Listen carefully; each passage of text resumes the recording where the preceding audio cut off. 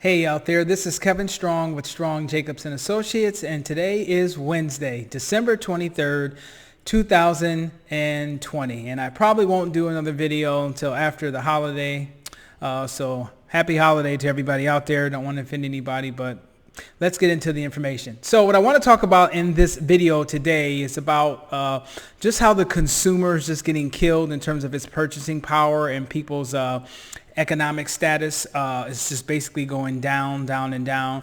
And then the second half of this video, I want to talk about bankruptcies and probably just make some general comments after that. So over the summer, or starting around, let's say April, almost 8 million people who were middle class have been pushed down below the poverty line. And this is after government assistance. So there's just so many people that are having their lifestyles changed as of no fault of their own. Some people who are small business owners, some people who are gainfully employed and can't go back to work because of the shutdown and the health crisis that is permeating this country.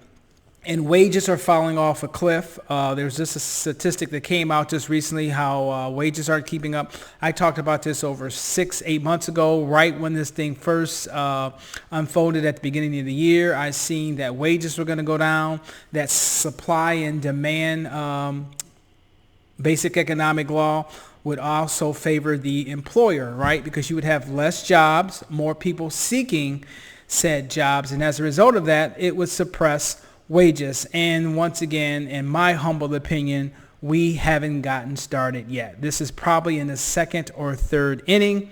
I want to talk about bankruptcy a little bit.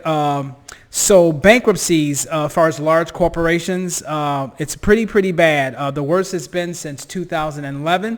And here is a staggering statistic. 44 companies that have revenue in excess of $50 million, right? 44 of those companies since the fourth quarter of this year have went out of business. They had to file bankruptcy.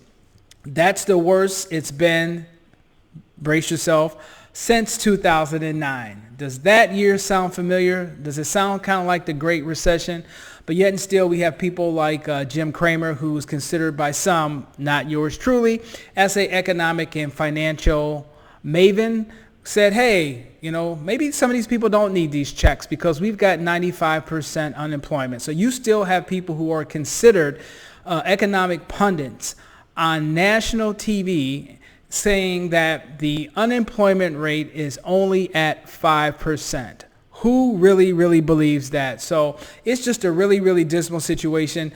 I've said this before. I do not understand. I thought we were at a pivot point that we may have learned our lesson in 2008 when the financial crisis almost imploded. They should have let it implode, and we've been doing quantitative easing since 2008. The government has been artificially keeping rates low and artificially pumping the stock market for 12 years standing.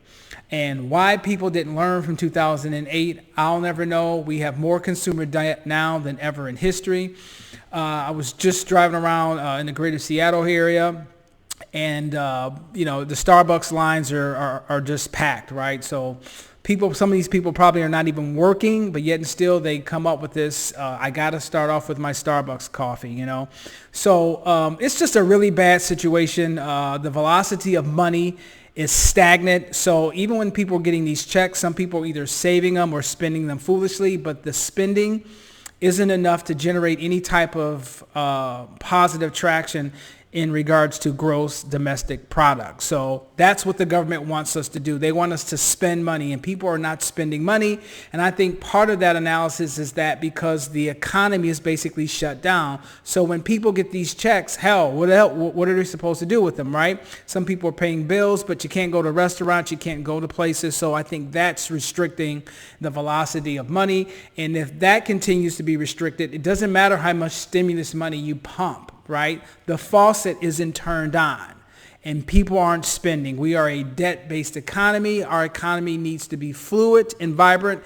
And in order for those two components to make any sense at all, people actually have to spend money and unfortunately go into debt.